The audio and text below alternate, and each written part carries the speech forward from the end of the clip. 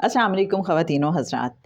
जनाब सैयद सरफराज अहमद शाह साहब की दिल की गहराइयों से निकली रूहानी गुफ्तगू किताब है जी लौहे फ़क़ीर। रुखसाना बशीर आपकी खिदमत में हाजिर।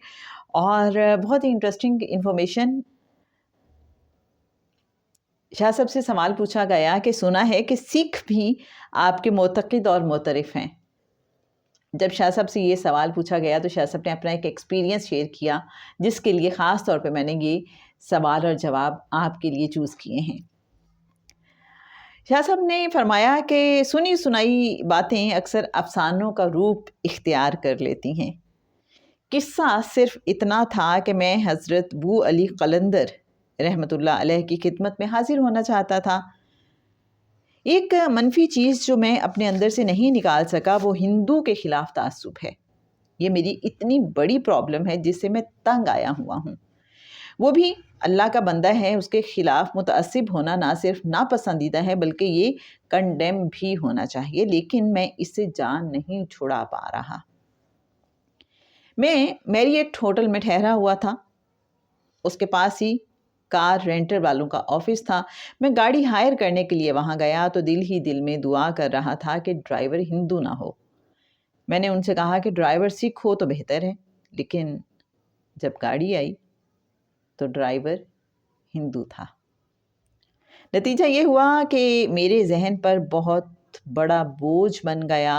अब मैं गाड़ी में बैठा सोच रहा था कि या अल्लाह, क्या पानीपत तक सारा रास्ता मैं इसी तरह कुढ़ता हुआ जाऊंगा?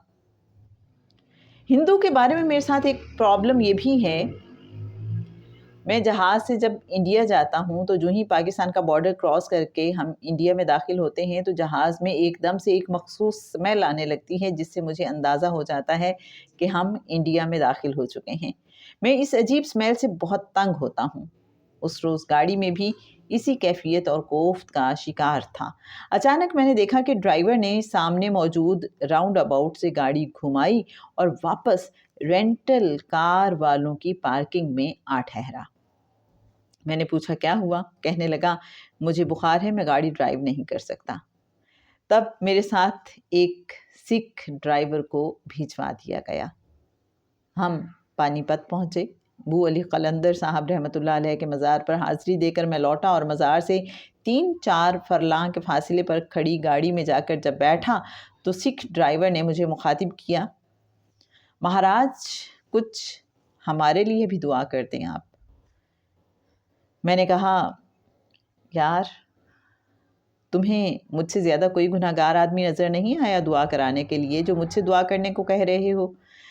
वो कहने लगा महाराज बात यह है कि हम ड्राइवर सुबह से शाम तक तरह तरह के आदमियों से मिलते हैं। जब आप मेरे साथ इस गाड़ी में बैठे थे और मैंने गाड़ी चलाई तो ये बहुत लाइट थी।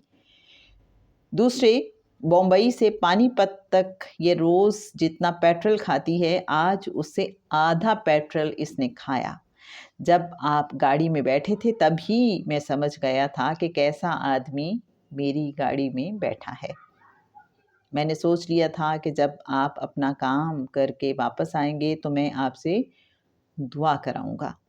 फिर उस सिख ड्राइवर ने मुझसे मेरा पाकिस्तान का एड्रेस लिया कि मैं दुआ कराने के लिए आपके पास वहाँ आऊँगा।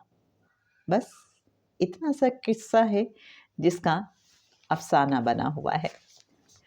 तो मेरे अच्छे नाज़रीन ज़रूर बताइएगा ये वाक़या, ये किस्सा आपको कैसा लगा। रेफरेंस के लिए बताती चलूँ, जनाब शाह साहब की किताब लौहे फ़क़ीर, page number 90 and 91। Rukhsana Bashir को इजाज़त दीजिए। कल एक नए सवाल और दिलचस्प जवाब के साथ आपकी खिदमत में फिर हाजिर होंगे। रुखसाना बशीर आपसे इजाज़त चाहती है। अल्लाह हाफ़िज़।